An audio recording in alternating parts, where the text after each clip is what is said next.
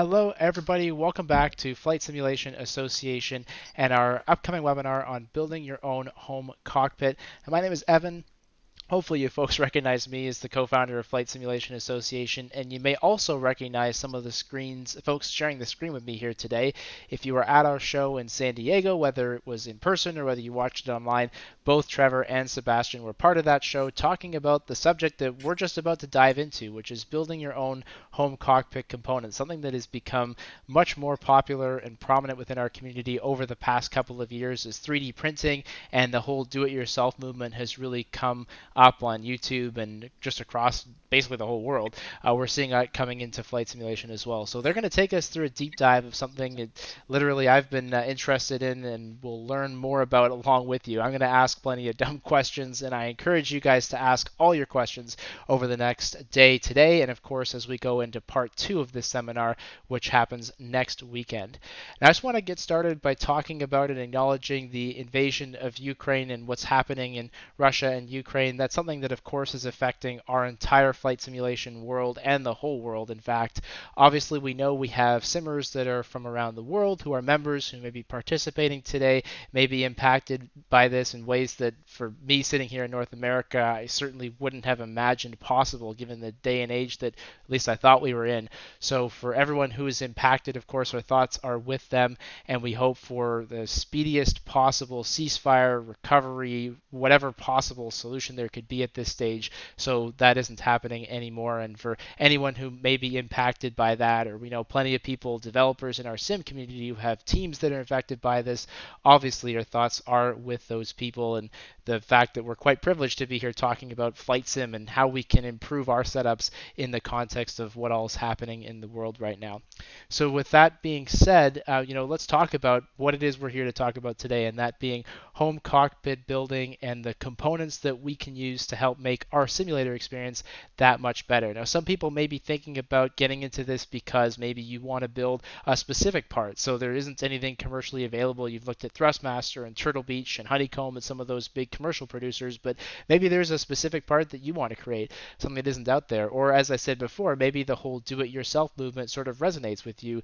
We're hoping that this is sort of the first step on a potential journey for you to get into this really cool, fascinating, do-it-yourself, hands-on experience of home flight simulation, home cockpit building. So we've got lots of ways you can be watching today and participating today. You may be watching on the Flight Sim Association YouTube, Facebook Live. We are live on YouTube with Captain Bob and on the MobiFlight channel and on Sky Blue Radio as well. So please ask your questions no matter where you're watching. I'm in the Sky Blue Radio DJ chat. Of course, I'm watching all of those YouTube comments. So as you have questions, fire those through. If you're an FSA captain, right through our live chat, and if you're a first officer, send those questions in through our website, and we'll pass those on to Trevor and to Sebastian over the next hour and a half. Now we're live right now today for part 1 of a 2-part series. Coming up, part 2 is next weekend, so the 19th of March. Today we're going to look at basically the first component of this, so designing, thinking about what's out there, and kind of planning out your build. And then part 2, we're actually literally going to build something live for you on the screen, and you can actually take part in that if you want by, well, just going right here to this website, captainbobsim.com/flaps2022, and you can actually literally get the parts list that we're going to be using. You could order those parts, and you could literally build along with us if you wanted to, and Trevor and Sebastian are going to talk all about that as we get going. So I guess before we start, we're supposed to talk about, Trevor, this new word that you're trying to coin. Is that right? Yes, I think it's already kind of a word, but it's not official. Home cockpit. Should it be one word or 2 words? And That's is a there a great better question. word? So if you guys can comment in the chat, we'll do a straw poll, and as they're talking in the next little bit here, I'll try and collect some responses. But the question is it supposed to be home cockpit, just like he has on the screen up there as all one word? Should it be home space cockpit, the way that we put it out when we made this webinar? Or is there a better word that we can use? So put your thoughts in the chat wherever you're watching, or in the Sky Blue Radio Discord, or on our website. Send those things through, and I'll collect a little bit of a straw poll of our viewers, and we'll see what people have to say. With that background, that'll keep me busy, so I'll send things over to Trevor and Sebastian. Trevor, please take it away. Absolutely. So we're here today to make a little tiny flaps lever for your simulator. I have one right here. Connects through Arduino, and it allows you to change your flaps position. So we're here today with myself and Sebastian from MobiFlight. So Hey guys, hello. Thanks, Evan, for your kind introduction and great words and good overview. So really happy to be here. Thanks for having us. yeah, so oh, so yeah, the flaps captainbobsim.com/flaps2022 is where you'll find all of the sources to everything. I have the STLs linked to the Thingiverse. We have drawings, we have cutouts, all the links to everything. The link is always in this bottom corner right here, so you can find it easily. So, as for myself, I'm Captain Bob. I'm Trevor. I'm a high schooler that loves to build home cockpits. I like the engineering aspect of it. And I started about 2018, so I've been in it for a few years. I have a YouTube channel and a tiny little company that makes flight simulators. You can check them out at captainbobsim.com. And I also started the Cessna 172 project that's building parts of simulators like these flap handles. I'm building yokes and everything like that. All of the plans I share online at the GitHub too. And part of my kind of story is that I didn't meet the colorblindness standards for night flight, but I really liked engineering. So I decided to kind of pivot from being a pilot to really learning about airplane systems and being an engineer. So yeah. Super cool. Yeah, cool guys. Yeah, so then I'll introduce myself also real quick. My name is Sebastian. I'm the MobiFlight creator, main contributor, developer. I have started MobiFlight, believe it was back in 2014. And I'm really an aviation enthusiast. I'm super. I'm super thrilled by aviation. I actually hold a commercial pilot license. In real life, I'm not. I'm not a commercial pilot, but I mean, I've done that. I have an instrument rating. I also have a European private pilot license. I'm a little older than Captain Bob, 42 years old. Yeah, I'm an IT guy. I got a computer science degree many years ago. And kind of that's probably also why it allowed me to create MobiFlight and these kind of things. And yeah, as I already said, I'm an aviation and flight sim enthusiast. Flight simulation was definitely the entry for me, or to get closer to aviation again, because when I was a kid, it felt like something like totally unachievable and very, very far from reality, or not achievable. And then yeah, through flight simulation, and I kind of found my way back into aviation, which is super, super cool. I'm also a big fan of open source, which means that you share your intellectual property with others, and you allow others to participate and contribute and make it better as a group. And that's something that I also do with MobiFlight. And that's also something that I would love to point out, because MobiFlight, as you can see, I have a very active community on the Discord channel. I put a link up there. Also, please sign up. It's really, really great. There's so much knowledge in this group of people, and a lot of them are sharing their information, their thoughts and their experience with each other. And some of them also help me to actually develop MobiFlight and make it with every version a little better. Yeah, so that's me. And by the way, a couple of early responses on the straw poll here, and please put your comments in, folks, as you're watching. Is it home space cockpit or home cockpit, all one word, or do you have another? Maybe you have another name that you'd like to propose. So far, I've gotten a nice middle ground response. FSA Captain Patrick Really? says home dash cockpit. I think that's a bit of a cop out, if I'm honest, but there you go. That's a good way to build some compromise. Steve comes up with one that I haven't heard for a while, which is SimPit. Do you remember when everyone was saying SimPit? Yeah. Yeah, That it's kind of not went bad. away. Yeah. It's cool. I heard Michael on our YouTube said home flight deck. QB says That's a home good one. sim. Both spaces though, Homestead. so I'm not getting much love for the all one Um, word, Trevor. I'm sorry, but we'll see. There's still time. there's I still have time. one word also on my like that was my preference too. It's on my Yeah. sweater. Oh, so many things Okay, like it's so like now we have to come up with HomePit. I guess yeah. so. I think I used a different one for like every slide because this one has 2 words with each letter capitalized, so or 1 word with each capitalized. Yeah. So All right. definitely. Uh, so for this webinar, we're going to be doing the design requirements behind building this. We're going to talk about like how we designed it, what we need it for, like what its requirements are, how it was created, and we'll just kind of run through those a little bit to make sure they're all like we understand everything about this panel. So next week, we'll be actually building it. So we'll screw it together. We have the 3D printed parts here that will show you how to combine them into a flaps module, show you how to wire it, any like special little steps. And then after that, we'll configure it to show you how to get software to talk to the simulator. Using So MobiFlight. The easy exactly. part. Yeah, that it's all fun and games. And it's not actually that hard. Um, we're going to be building a flaps module.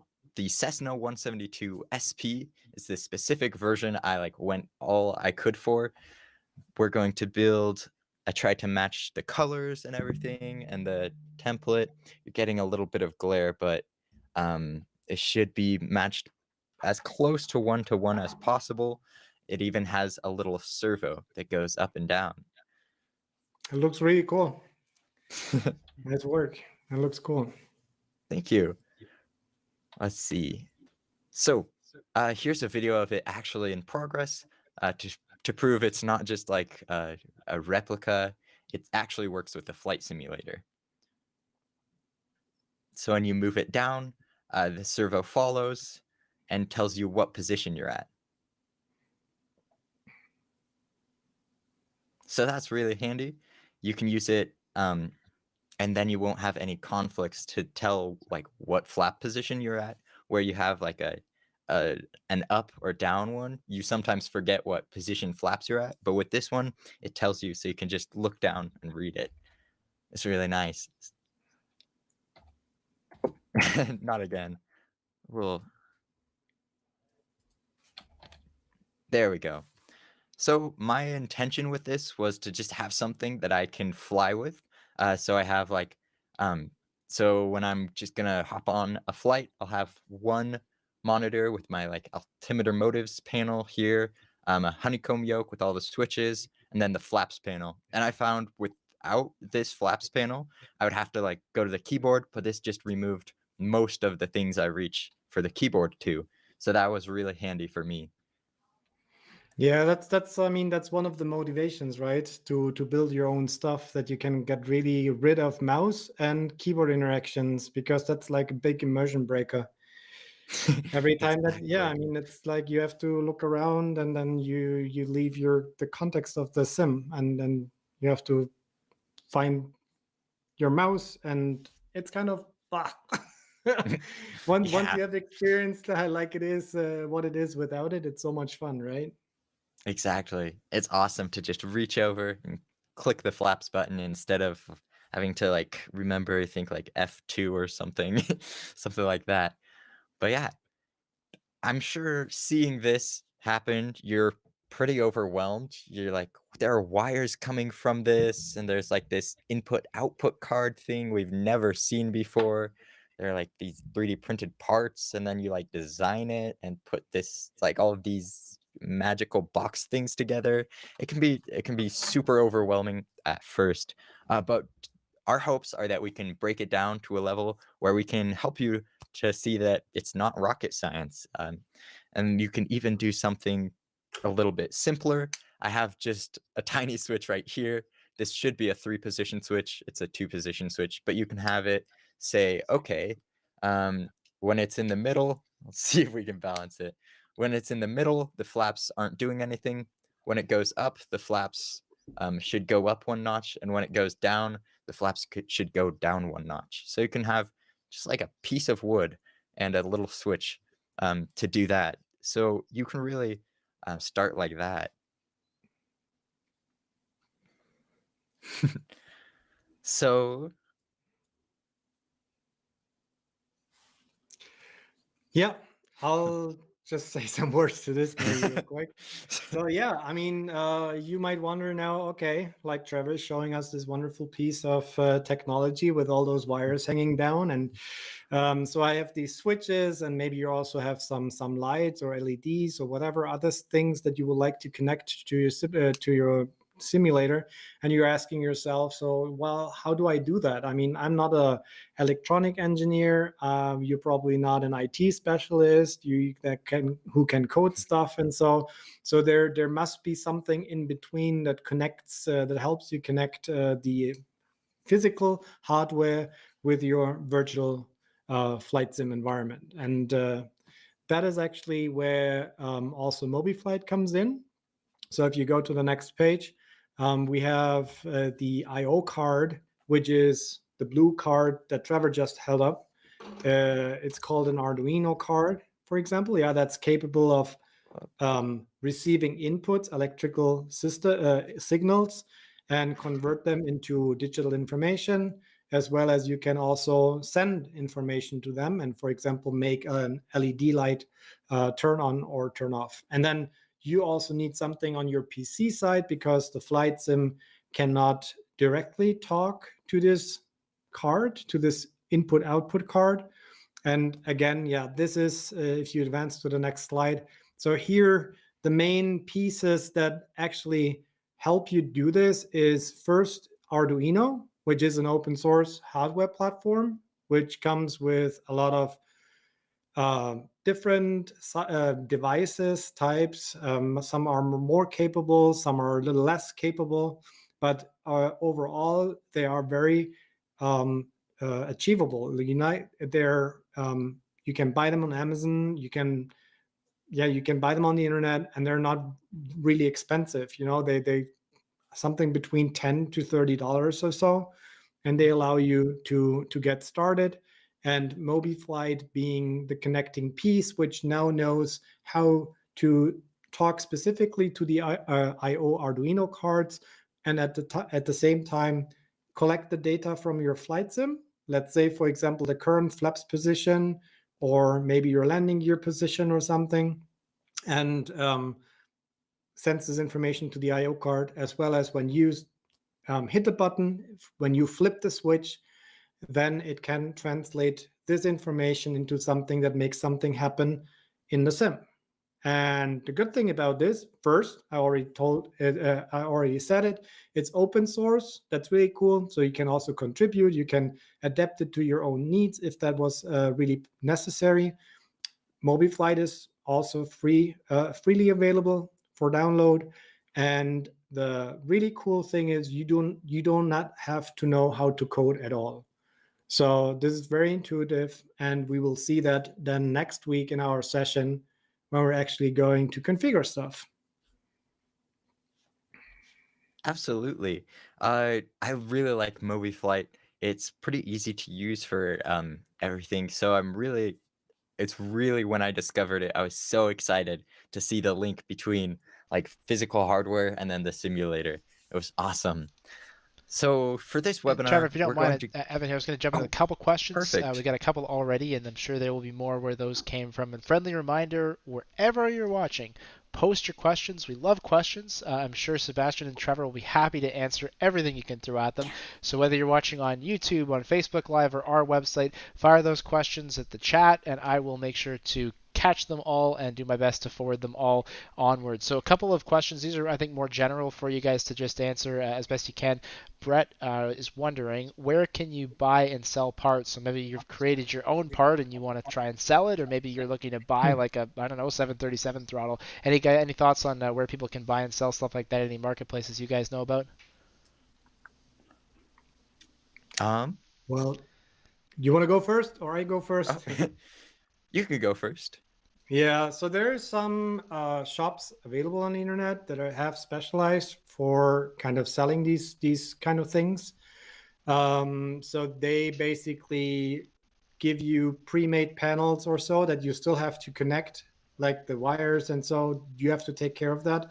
But the appearance and the design and like the the look and feel of everything ranges from like from authentic to almost like a 100% replica, and the prices can also vary a lot for those. So Mhm.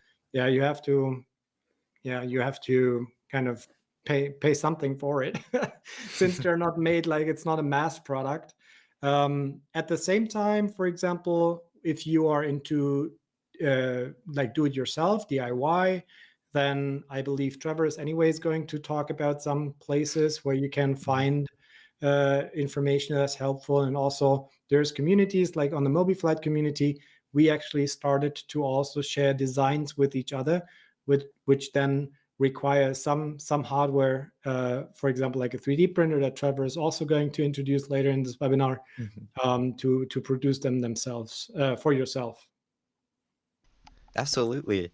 Some of my places I look are like eBay.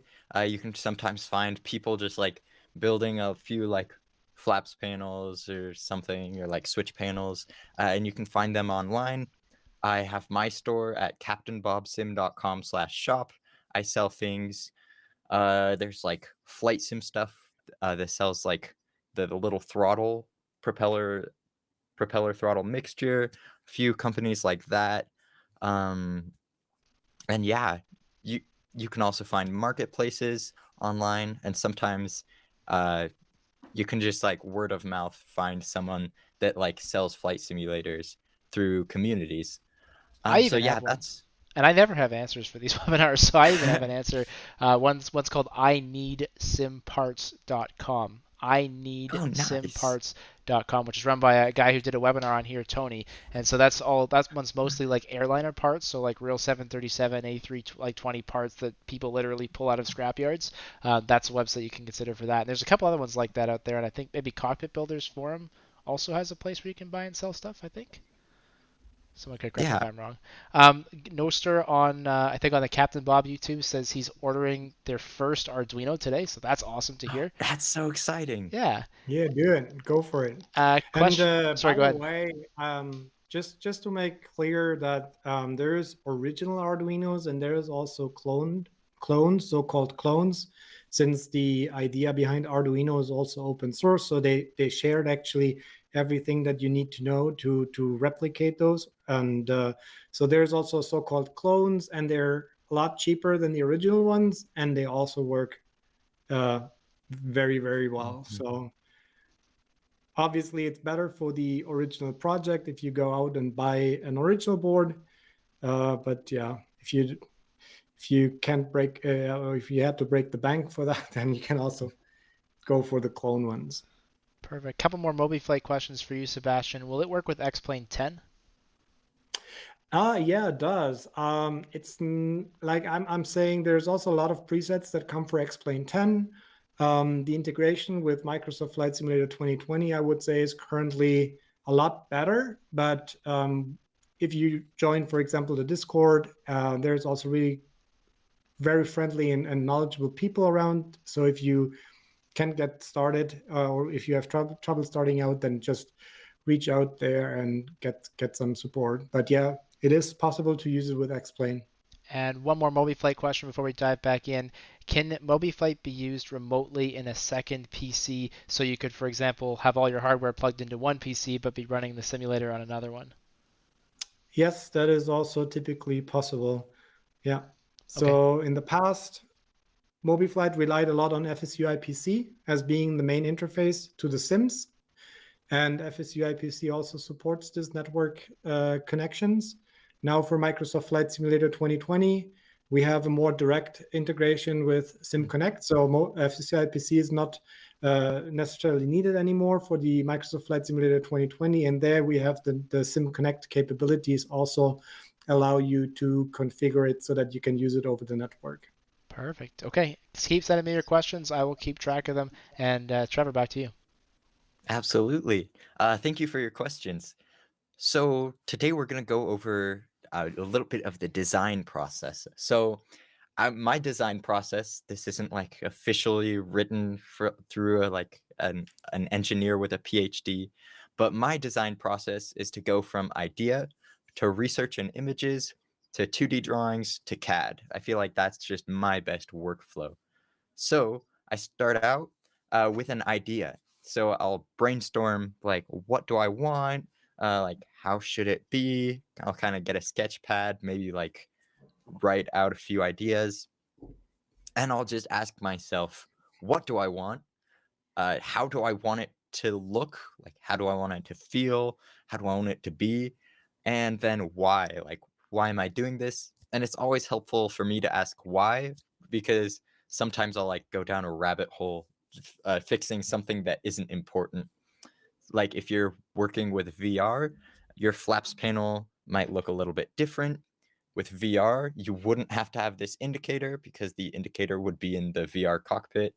And you wouldn't have to spend like the 3 hours I spent designing this paper, the decal. So VR simpits sometimes, oh no, I said simpit, maybe home cockpit. VR like home cockpit, simpits, they sometimes have it easy because you can, if you know the why behind it, you can skip steps that don't mean anything.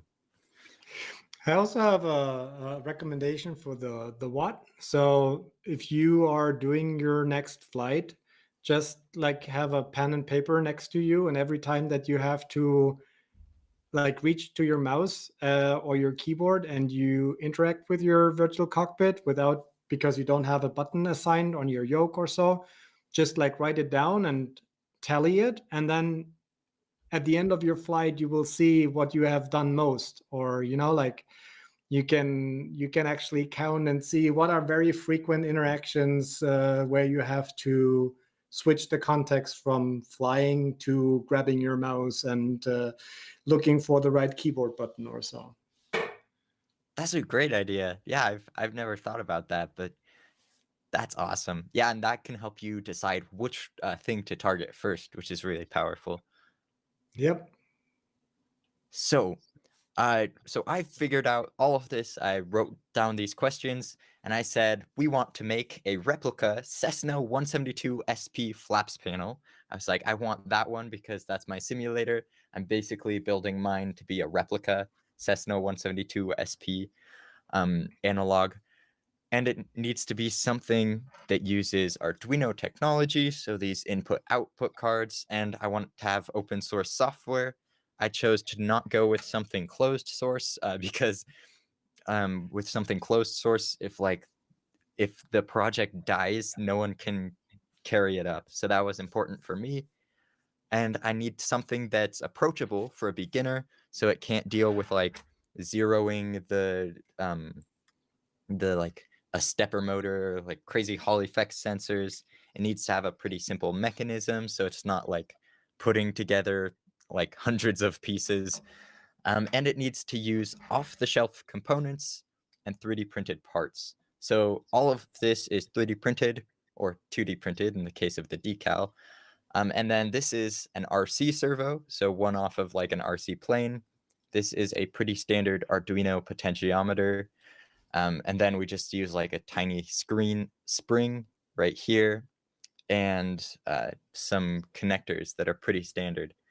So that is, you can find all of these parts at Amazon. You can get either like a friend, or sometimes a library has 3D printers, or you can like order it from online from a service, or even ask in the community if someone would be able to ship it to you. I also wanted this to be pretty cheap and easy, so it could be approachable. So when I did all of this research and images, I researched different variations, operations, and I just tried to get my mind in the heads of the engineers at Cessna. So I looked through a bunch of YouTube videos to find like, this person was doing a pre-flight in a Cessna 172.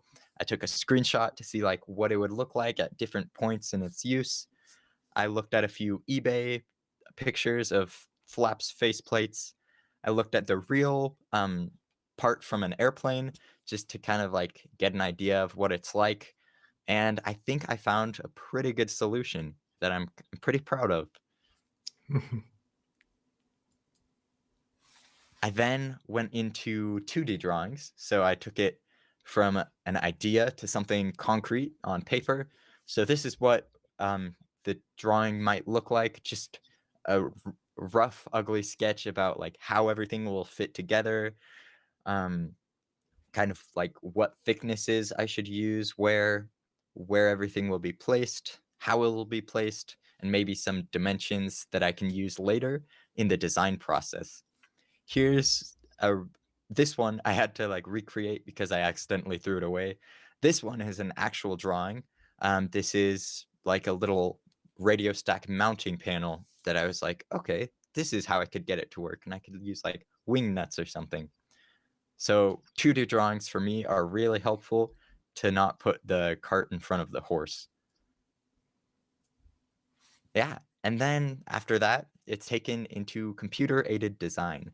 So usually I have my 2D drawing, and I'll just kind of like, I feel like whenever I'm doing it, I'm Tony Stark, and I'm like, whoa, doing all sorts of crazy stuff. But in reality, I'm just like drawing a little line, giving it thickness, or extruding it, drawing another line, extruding it, and then like kind of working out where it goes.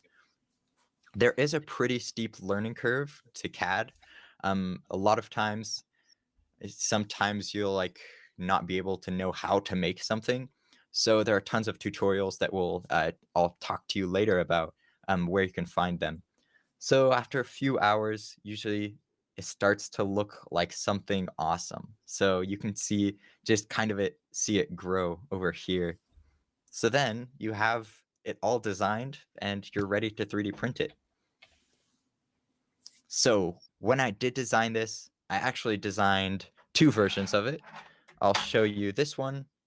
This one is the potentiometer design. You can see right here, it's very smooth, and then you click it down, and then it goes back up.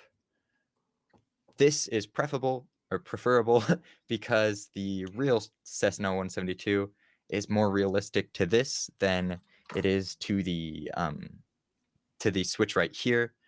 Also, this switch in the presentation, this switch here doesn't mesh well with the panel, so there's not really a great way to cut it out.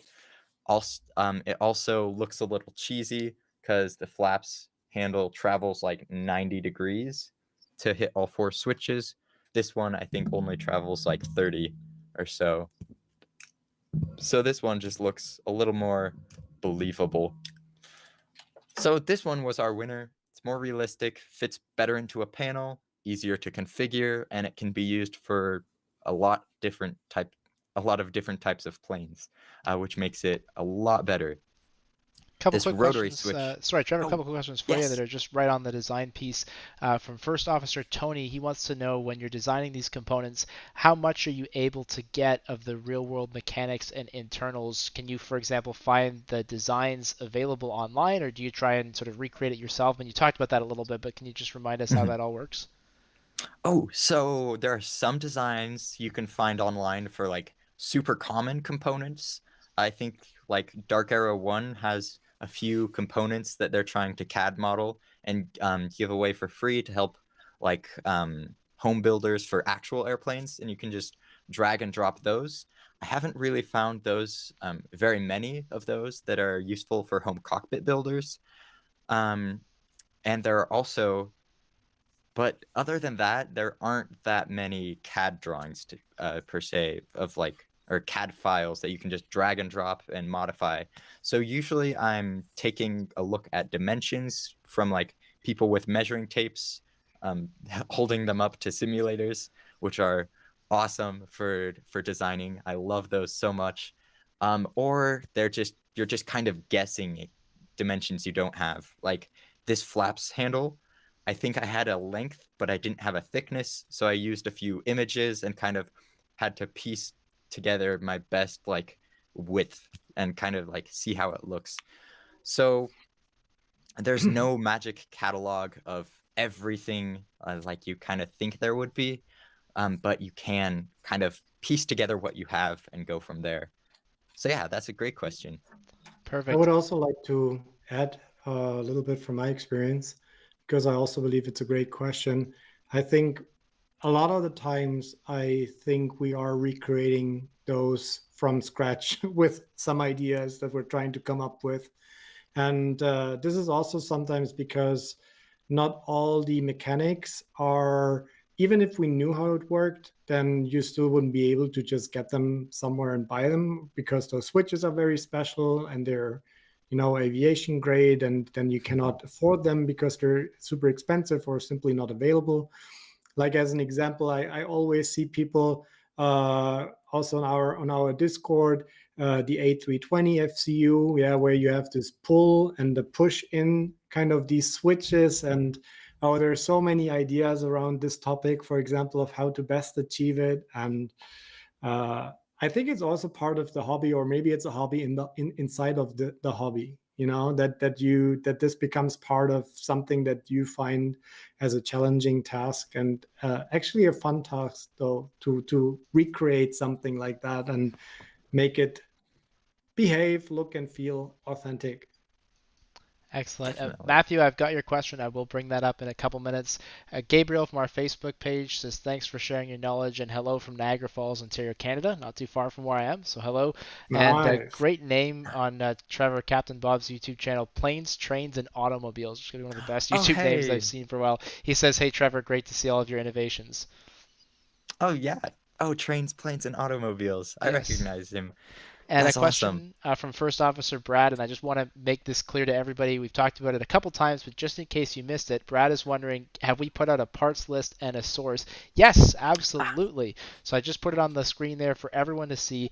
CaptainBobSim.com/Flaps 2022 has the whole parts list, and I think, Trevor, you can correct me, but you can basically buy the whole thing as a kit right from Trevor's Hmm. website if you want to, or you can basically go source all those components yourself on Amazon, eBay, wherever you can find them. Even maybe your local hardware store might have a few. Is that right? That's correct. Yep, you can Perfect. buy a whole kit or just them individually from like Amazon. Good stuff. Okay, Matthew, I've got your question. We'll come back to that, but guys, I'll let you continue on. Absolutely. Fantastic. So with the rotary switch, um, we didn't really like it. It's clicky, and that's probably good for VR where you can't see what position it's at. So you're like, okay, is this like that position from the top? But we decided it would be better to do the potentiometer just because you'd have like that more like smooth travel of like if you're doing the flaps. So this one is our winner. We kind of just scrapped this rotary switch one, even though you can technically still do it with all of my parts. I released the files anyway. So whichever one you choose, we're just going to focus on the potentiometer one. So as I was saying, Fusion 360, I would recommend it as a CAD software. They have a personal plan. It is a bit limited. You can only have like 5 active files, and you have to figure out how to do that intelligently. But you can use it like as a student. I think there's a startup license, and so I think it's a really powerful CAD program, and I would recommend it. So Yeah, just to make it clear, like, there is this hobbyist license that you can have if you don't make any money off this. So this is for free an entire year, and then you have to renew it. But I've never hit any limitations, and I'm also using it. It's a great tool. I totally mhm, agree, Trevor. It's an awesome tool. yeah. I love using it so much. So a few of the people that, and you can take a screenshot of this if you want to learn Fusion 360.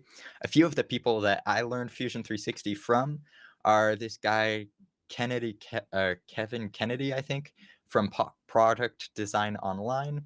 He does a ton of tutorials about like a lot of the like more simple, like how do you make a sketch, or like how do you use the extrude feature, to like videos that take you through the whole design process of like a table. I think this is one of his videos. There are videos from Brad Tallis, and I really love his videos because they're just like a 12-hour series about like, I think one of them was a pencil sharpener.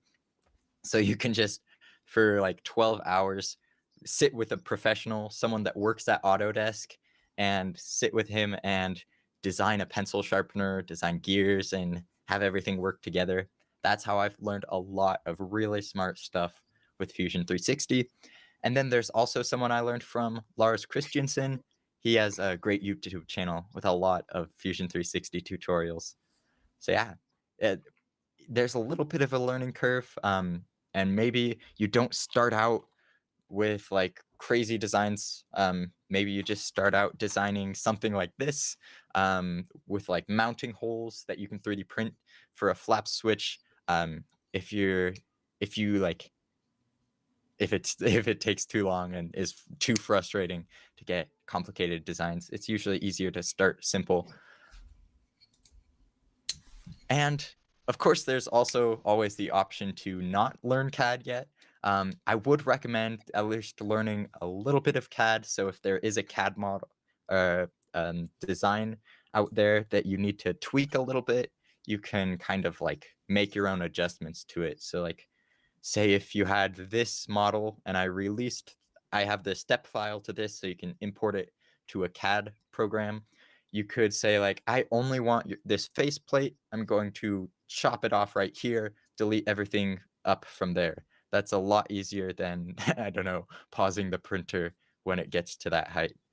So it's great to learn CAD, and you can also download pre-made, ready to fly models that you just print, build, and go. So there's Thingiverse, GrabCAD, Prusa printers, I think, and then things.com. So these are my favorite places to go for this type of thing. Yeah. Hey, just a question to you. Maybe it's also a question for some others on who are watching. So first of all, like these STLs, yeah, right? Those are the files that are needed to actually kind of take your model and be able to print it, or there's an extra step in between. But anyways, like it's a generic 3D model file. But it sounds like that for all these things that we're looking at, it would require a 3D printer to actually print them. Or what about CNC or laser cutters? Those are also very kind of heavily used or very popular in the community at the moment, right? Absolutely. Yeah. CNC mills and laser engravers are really popular, so you can make whenever possible, I try to kind of design for both. So this design, if I did design it for CNC and a laser printer, it would have had this faceplate as one piece, this side as one piece, and then the other side as another piece. And maybe you'd like tap a screw or something in so that you could tighten them all up. So yeah, there's these STLs are usually for 3D printers, but you also have files like SVGs and DXFs that you can use with laser engravers. And I have like a switch panel that I used with a laser engraver. So you can do, usually there are a lot of other types of printing too, or not types, but yeah. So that's really awesome to see. And it's great to see like all of the potential that comes behind open source and like sharing your designs. Oh,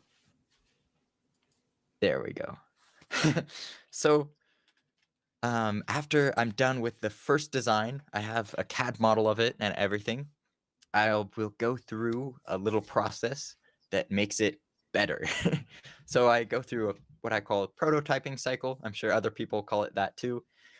I basically prototype it, print it, and assemble it. I'll have something, I don't have any of, I do. I have an early prototype. You can see right here. Its hole is in the wrong space. This one doesn't fit very well. It's too short right here. It's not curvy enough here. It was kind of sharp. I didn't like that. So I kind of just went through this and fixed it up. and I figured out the method for my paper. It didn't really work that great because it would peel off, so I ended up like laminating. So I learned a lot from this. This was my test after assembly. I felt how everything functions, and then I basically wrote down all my observations on just like a little piece of paper right here. I have a little notebook that I just write everything in.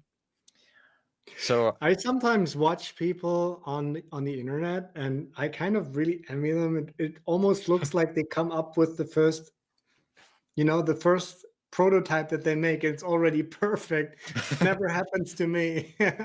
I yeah. always screw something up, so I always have to go back into the Fusion 360 software, make some changes, and then print it out. And that's like a little bit the cumbersome part of 3D printing, is that it can really take a long time, even for smaller pieces. So this prototyping cycle, sometimes between test and refine or so, that you have to wait simply some hours until you actually can get it. And then even on the second try, it happens to me so many times that I just forgot something again and doesn't work or doesn't fit.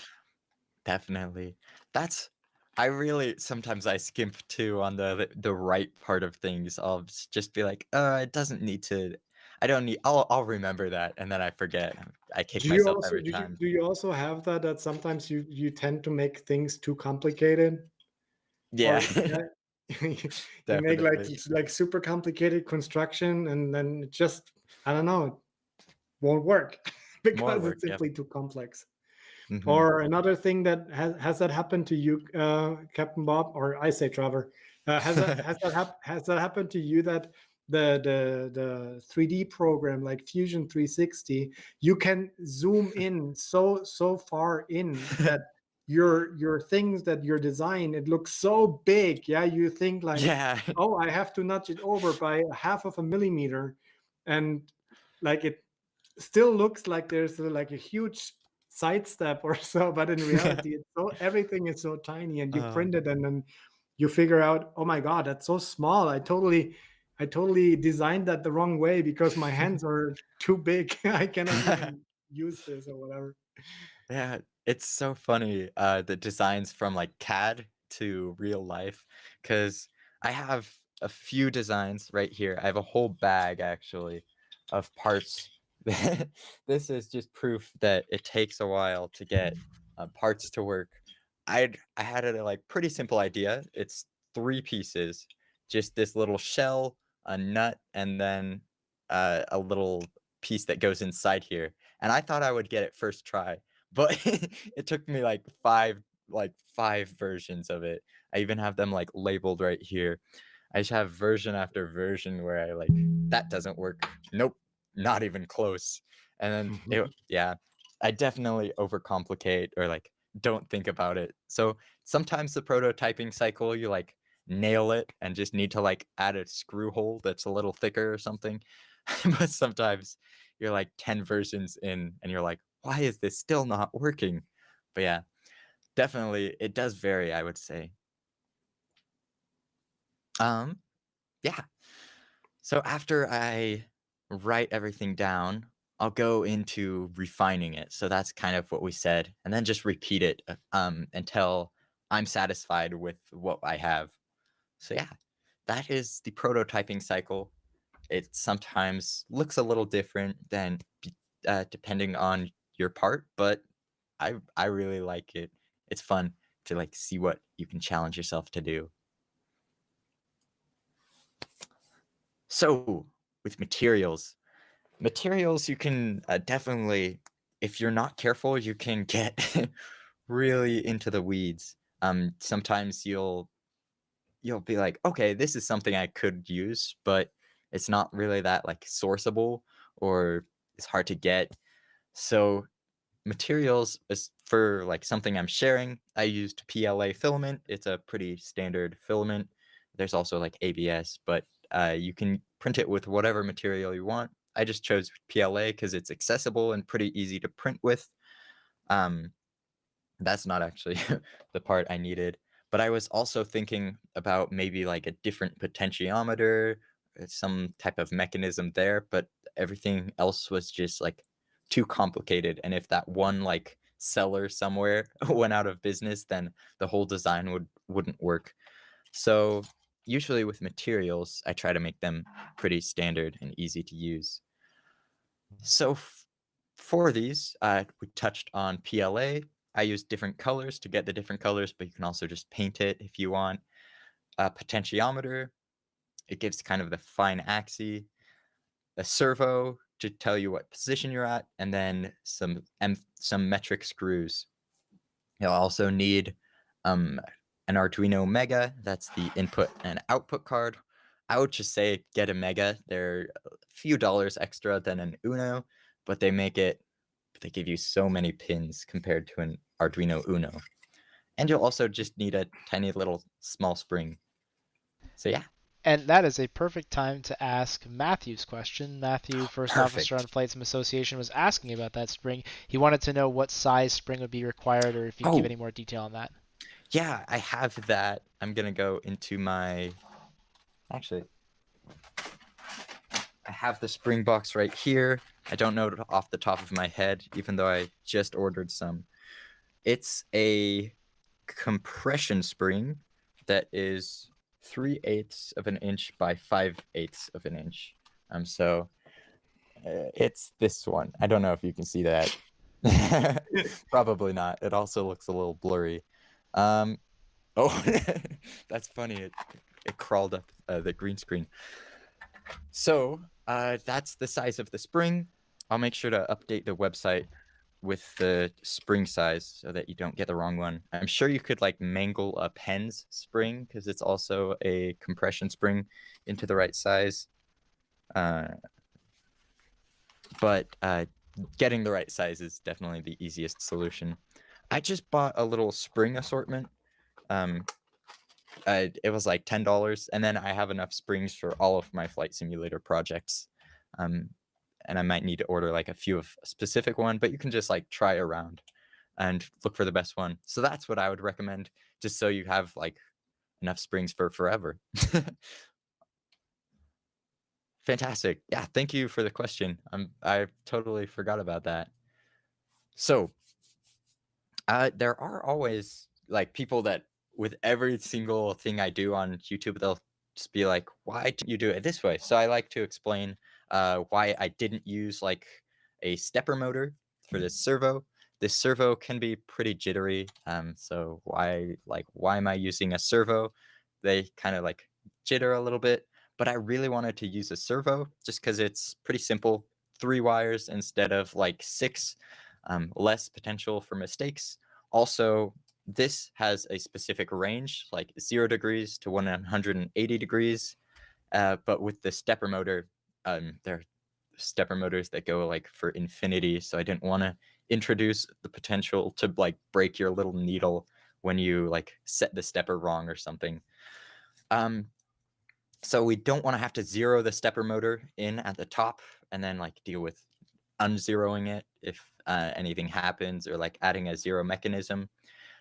And then why didn't we go with a Hall effect sensor for this potentiometer? This potentiometer, a lot of people like to give them a bad rap because they're friction, or they're basically like contact components. So you physically like turn the potentiometer, and after like years of use, they can kind of wear out if you use them a lot. But I went with a potentiometer, so I didn't have to deal with Hall effect sensor magnets or any like magnetic effects, just for like a relatively beginner aimed project. And I also just wanted it to be compact and simple. But yeah, if you have any reasons why I should use something else, put them in the comments. I love learning from your feedback, or like if you have any cool new thing that I can use. That's always appreciated. Yeah. So, Sebastian, do you want to talk about this? This or just what you said before? Because I think the choice is great, what you did. I think the servo, as you already said, only 1 pin. It's super simple to wire. And the potentiometer, it's also very accessible. You know, you can get it everywhere. Maybe Hall sensor is a little bit harder to get and harder to work with. So yeah, cool. What are our problems? Our sim only knows values. How do we tell the board what to do, and how do we tell the servo what to do from the simulator data? Yeah, that's I mean, that's also exactly where MobiFlight comes into play. And we will have a really, really deep dive and very close look into that next week with the next session. So yeah, we have to tell, for example, if we talk about the position of this little pin that indicates the flap, we have to be able to read this value from the sim, send it down to the Arduino board, and then make the servo move. And the other one, like that would be the output direction, so to speak. Yeah, putting the value from the flight sim out to some form of device, which is the servo. And then we have also this input device where we have our potentiometer that we manipulate. So we're actually creating the signal from the potentiometer and then send this over to the sim so that we're back in sync. So we tell the sim there with the input device, hey, this is the position that we have put it now in real world, and you have to follow this. So from a kind of interaction pattern, output devices, when we read, the leading system is going to be the sim. And for the input data, it's kind of our physical hardware is the ones where we generate the signals and have the sim follow what we tell the sim. Definitely. Does that make sense? Yes. We probably should have drawn a picture or something. But I hope yeah, it I makes should have. sense. There's so much like space right here for like Yeah. at least a meme or something. But yeah. Put Homer there. Yeah. Basically, it's basically like MobiFlight soaks up information and gives out information, kind of, or like it knows what the flap position is, and it tells the simulator that, and then it knows what it like grabs information from the simulator and shoots that out into our servo. So it's kind of cool how like MobiFlight acts as that step between them. Oh yeah, there's the right way. So how do we do that? We solve our problem with these fancy Arduino chips that we've been talking about this whole time. Look at that. So these are little tiny microcontrollers. That's basically the best way to describe them. They control a bunch of things through these pins. So they can turn things on and off. They can read if it's on and off. And you basically, it's kind of like a little computer that you hook up to your main computer, and everything does its stuff in here. It's the magic box, if you want to think of it like that. But there are a lot of things similar with these two Raspberry Pis, if you've ever worked with those for like a sprinkler project or like some crazy potato cannon or something. You basically just have a bunch of input and output pins, and you wire electronics to them to control things. If you've ever used those. So these are super awesome. They're also open source, which makes them super awesome, and a lot of support for them. Yeah, so just to add to this, like the Arduino itself doesn't know anything about what these pins mean, right? It's really up to you to decide what you would like to connect and to which pin you are going to connect it. And that's really also the philosophy that MobiFlight or that was driving me. I always wanted that it is super flexible with MobiFlight, and that it's not coming, as a prepared board where you can say, oh, from pin 10 to 13 you can attach buttons, and from 22 to 30 you can use LEDs. No, it's like with MobiFlight, it's super configurable. You can put up to 68 buttons onto that board, or maybe you decide, no, I want just 30 buttons and another 20 LEDs and 2 servos, and you can configure that all interactively through the MobiFlight software without having to know how to code. And it's very intuitive. At least I'm trying to make it very intuitive for everyone so that this this hurdle, you know, that you have to overcome, that this initial barrier is really, really low, because if you had to deal with all the internals that MobiFlight takes care of, it would be super overwhelming. And I mean, I've been doing this now for the last 8 years, and it's probably would be really, really hard for you to spend another 8 years of effort into getting to the point where MobiFlight is right now. Definitely. Yeah. It's super awesome to be able to like click a few buttons and get everything to work. So it's if you had to write everything like connect this to this and like it would be crazy. So it's really nice to have the Arduino connected with MobiFlight. And the next material or electronic we can learn a little bit about, just a brief introduction, is the potentiometer. So I don't know if, yeah, here it is. It basically sensing the position more or less of the flaps handle, so that it basically gives you a tiny little range of flaps movement. So if you think about it, it's kind of a three-terminal variable resistor. It gives a certain like ohms reading, and it changes a voltage from basically 0 or off to on, and on for 5 volts, and it basically gives you a range, and that's interpreted by the Arduino. It's converted to a digital signal, and then it's like a value between 0 and 1023, to give it a certain amount of bits. Okay, good. Okay, I think, and then 10 bits, sorry. Yeah. We 10 have a bits. resolution of 10 bits for the Mhm. Arduino. So if there's other boards that have higher resolution, but we get like a number between 0 to 1023, anything in between, depending on the current position of your potentiometer. Yeah, that's correct. Yeah.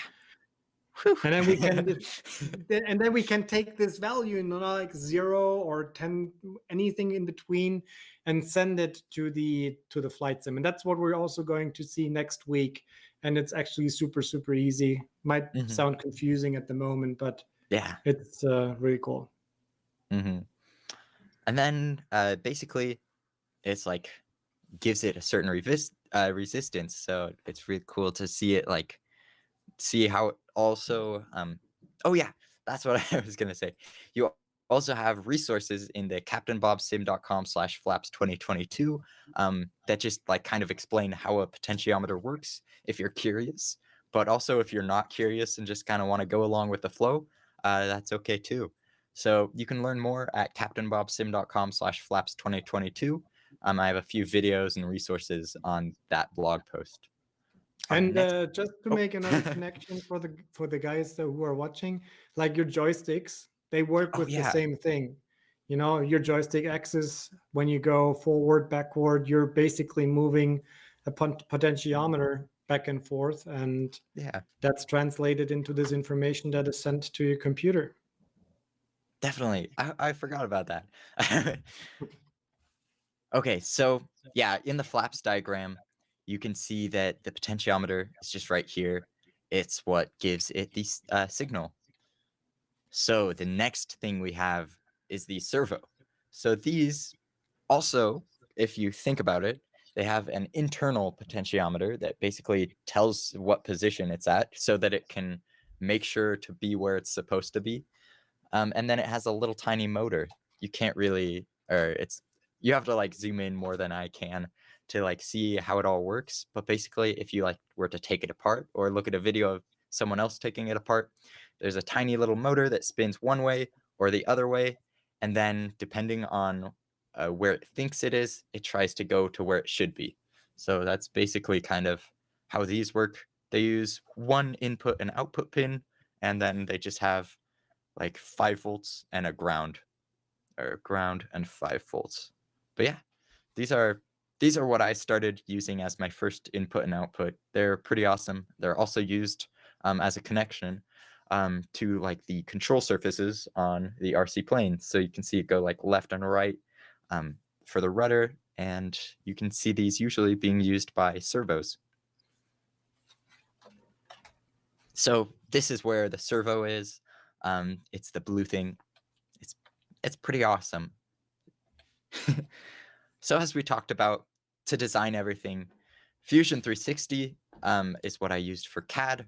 It's super powerful. I love it because you can make parameters and reference them and use a lot of cool features. Some free alternatives to it are FreeCAD, Tinkercad, and Blender. FreeCAD would probably be the best alternative. Tinkercad is super awesome if you're a beginner and you want to just like dip your toes in a little. I wouldn't stay at Tinkercad too long like I did, because it's really aimed for beginners and you don't have a lot of nice features that are nice to have. You have to do everything manually with cubes and stuff. And then after that, it's Blender. And Blender is really great if you want to like design yolks and stuff that are very organic shapes, but I would probably stay away from it a little bit if you're mostly just using like engineering computer-aided design instead of like artistic modeling. And FSA Captain Patrick, he suggested as an alternative also Onshape. I don't know if you guys have heard of that at all. Onshape, yes. Onshape is a great alternative. There's the free plan that makes everything you use open source. So if you are like, if you're okay with everything being shared with the community, Onshape is a great CAD program. Yeah, thanks for the question or the suggestion. That's another great one. I didn't think about that. Inkscape is what I used to design the little faceplate, the decal. It's so shiny right now. Yeah, to get all of the numbers and it's upside down. The numbers and lettering, and it's all vector based, so it's a scalable vector image or graphic. So you can scale it infinitely. You can use it with laser engravers.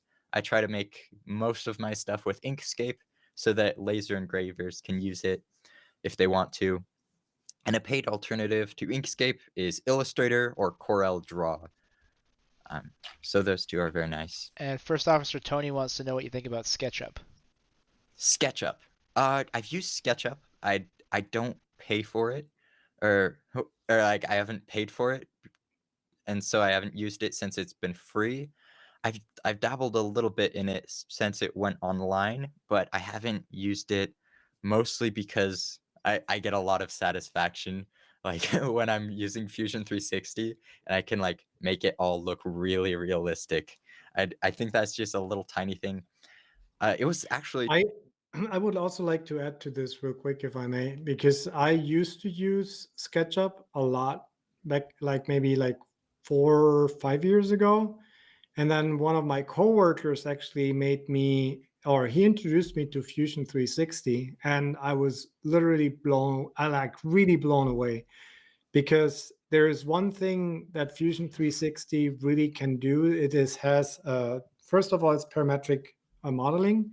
That means you can use variables and put numbers in it, and kind of your model will then adjust. You can reference those. So it's really, really, really super cool.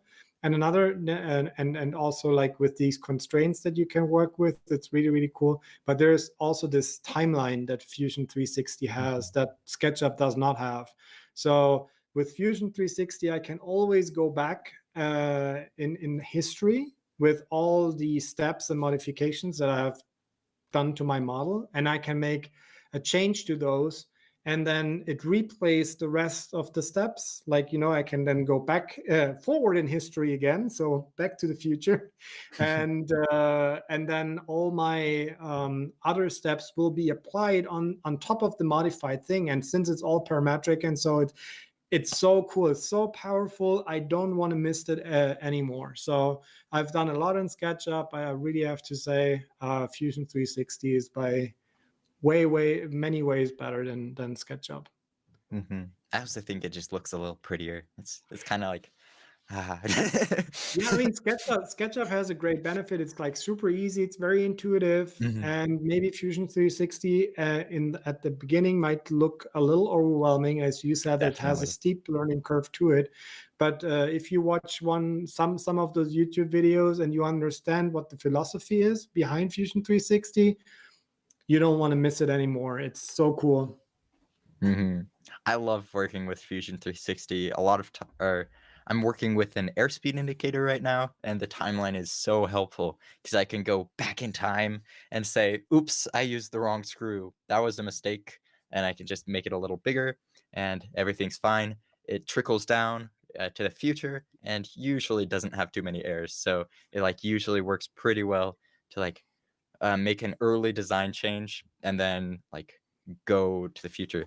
That's also really what let me make these if I go way back in time to the back, hey, this is a timeline. If I designed 2 options in one file, and this was super awesome because it let me like copy this one file, make a copy of it, but the copy is moved, but the copy is also linked to the first copy. So if I make this look like a rubber duck, the rotary switch one will also look like a rubber duck. So they both like A rubber duck. Why would you?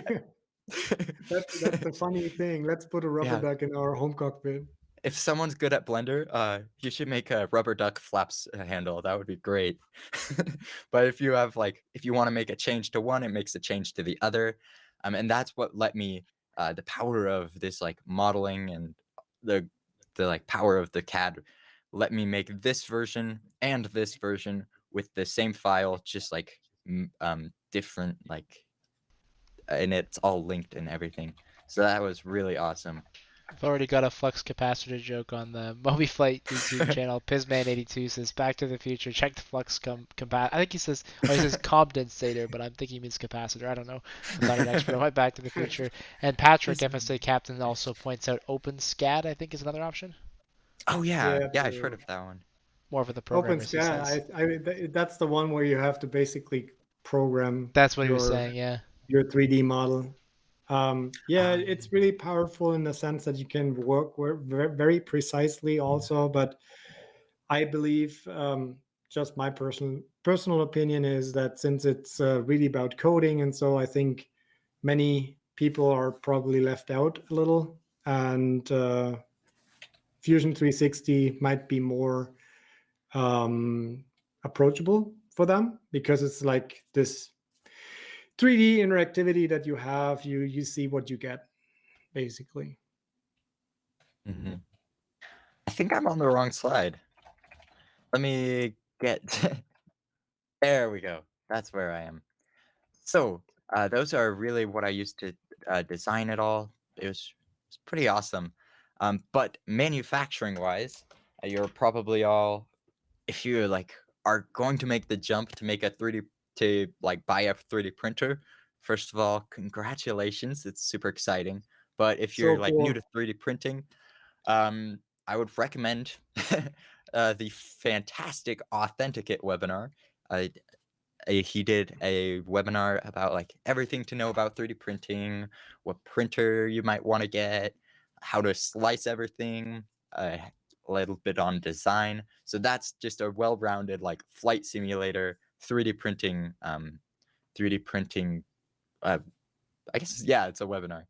So you can find the link to my Flaps post, my Flaps files in the post. It's captainbobsim.com/flaps2022.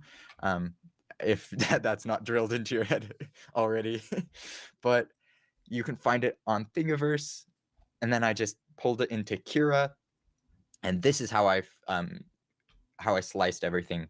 I didn't do anything fancy to the flaps except rotate the face to the bottom. Didn't do anything fancy to these, no supports or anything. But for the flaps handle, I used a 5mm wide raft and some supports touching the build plate. So that's basically it. I used an infill of 25% because when I'm dealing with my home cockpit, usually I want to keep the cost down a little bit. I used a layer height of 0.2, and there's not really any supports needed there. So 3D printing, I tried to design it to be pretty easy to 3D print. So yeah. So I think that's about everything with this. So now go get your parts and get started. What are you waiting for? Who's got this? You got this. You can do it. So a little checklist would be to purchase the electronics, print your 3D parts, 3D printed parts, and download MobiFlight from mobiflight.com. That'll just make you as ready as possible for the next webinar where we actually build it. So that's everything from that we have here. Yeah, I really love this. You got this kind of slogan. It's really something that drives me. I think really that also I know, Trevor, we're kind of really encouraging everyone to just try it, and it's actually easier to get things to work than it might look at the in the beginning. So just try it, give it a try. Failing just makes you get more experience, and then you become better, right? And I think it's a very, very satisfying experience when you have something built yourself, and it might be just like a very easy button box or so, a box with buttons that you can flip the switch on your desk and it actually does something in the flight sim. It's a super rewarding experience, I would say. And it's actually easier to get there than you might think.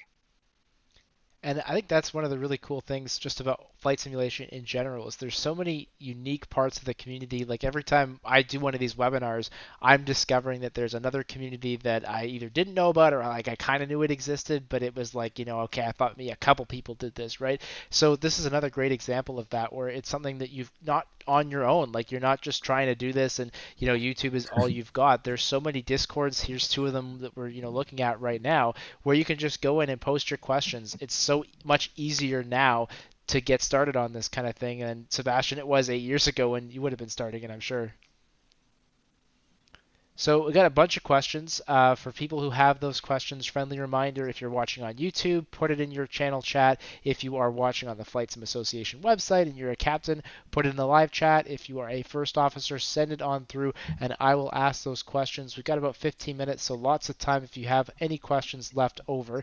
Now, friendly reminder, this was part 1, so next weekend on Saturday the 19th, we do part 2 of this webinar. And so in part 2, we are literally going to actually build this for you, like right in front of you on the screen. Trevor is going to literally do this, right, Trevor? Yes, absolutely. And I have my screwdrivers all laid out. So we're gonna literally do this live next weekend, and you want to join us for that. Now, because of a quirk, remember public service announcement here that at least where I am in North America, the clocks are changing tonight into tomorrow morning. So it's at 3 o'clock Eastern, which is the same time if you happen to be in North America's Eastern time zone. However, it is a different time if your clocks don't change tomorrow. So if the easiest way is probably just to go to our website, flightsimiassociation.com/webinars, and you'll see the time in GMT if you're not logged in, or if you have a free account, you'll actually see the time in exactly your own time zone, so you don't have to worry about the math. And if you register for the webinar, which again is totally free, you get a handy little calendar invitation that shows up at exactly the time it's supposed to be at. So we don't have to do any math, which as a pilot I appreciate not having to worry about. So let me go pull some questions, guys, and we will ask as much as we have. And don't forget to join us on March the 19th. Sebastian, I've gotten lots of questions about MobiFlight, what it works with, what it doesn't work with, so I'm going to put you on the hot seat with that. And maybe the easiest is just to explain which simulators MobiFlight can connect with, and if there's some limitations, for example, they need to use FSUIPC or XUIPC, stuff like that, and then I'll maybe ask a few more follow-ups depending on how much you can cover. Yeah, sure. So yeah, basically the main flight sims work with it. So Microsoft Flight Simulator 2020, there's a really cool, nice integration with that that I've added to MobiFlight a year ago or 1.5 years ago, 1.5 years ago. But also before Microsoft Flight Simulator, as I already said, MobiFlight is around for 7-8 years.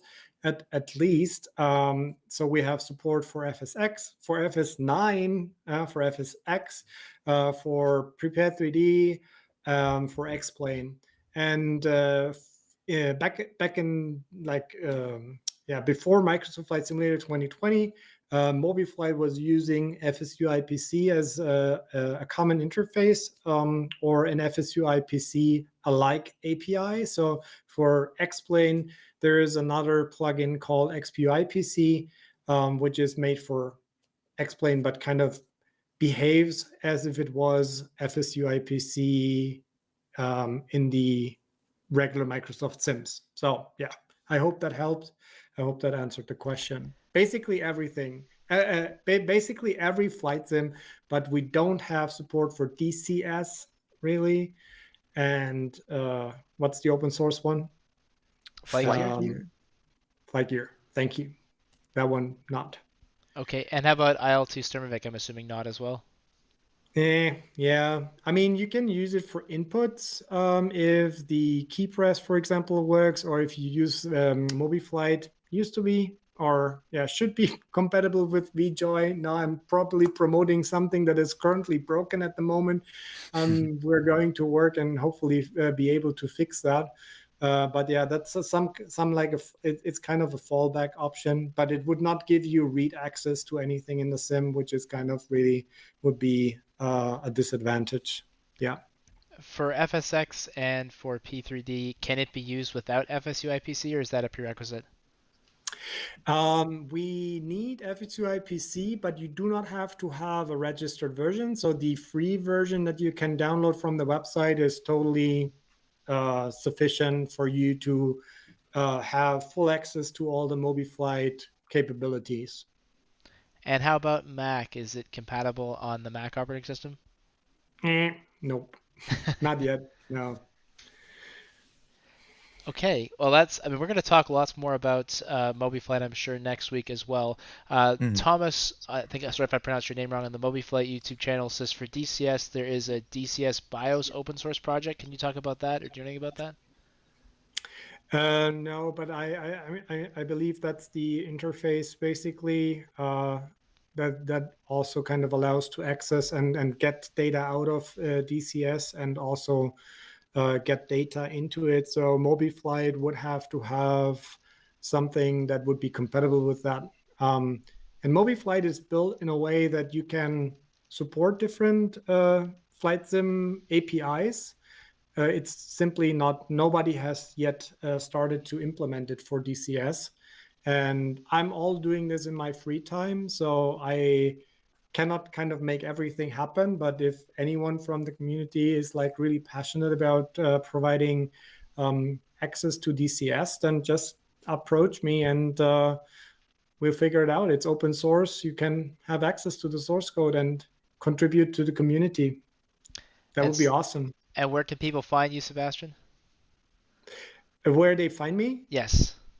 They can either find me on our Discord server, or when it comes to coding, also GitHub is a great place where the MobiFlight source code lives. Perfect. A couple other questions that are maybe a little more specific on the YouTube channel. So Sebastian, maybe I'll leave you to read through those and you can answer some folks as we wrap up here. They may be a little out of scope for today's discussion, but good stuff that people have been contributing about their setups and what they're doing. So if you don't get a chance to answer that, I'm sure they can also ask you in Discord, right? Yeah, I just saw someone asking if I was available after this session on Discord, and I think that's a nice idea. So I will I will do that. I will just hop over to the Discord channel and then you can meet me at one of the voice channels. Perfect. And do you guys want to just real quick preview what have we got coming up when we do this again next week on March 19th? I know we're talking MobiFlight. We're building this live. Do you want to give a quick preview to folks of what we can expect? Sure. Yeah. So we'll be mostly, I can even pull up MobiFlight right now. I think I even have the configuration for it. Open Sesame. Yeah, right here.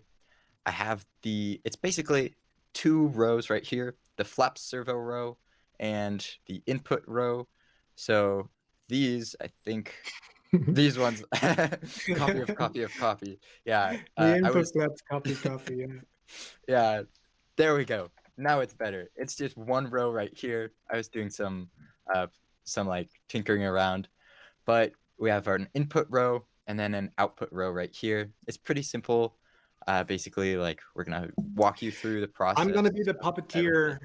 I'm gonna be the puppeteer and drive you there. Like yeah. But Trevor, you're also going to show how to assemble Yes. all the 3D printed parts and kind of get everything in place.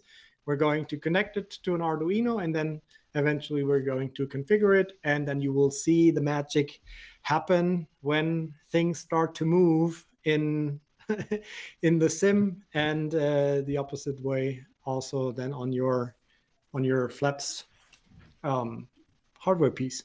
And that is next week on March 19th.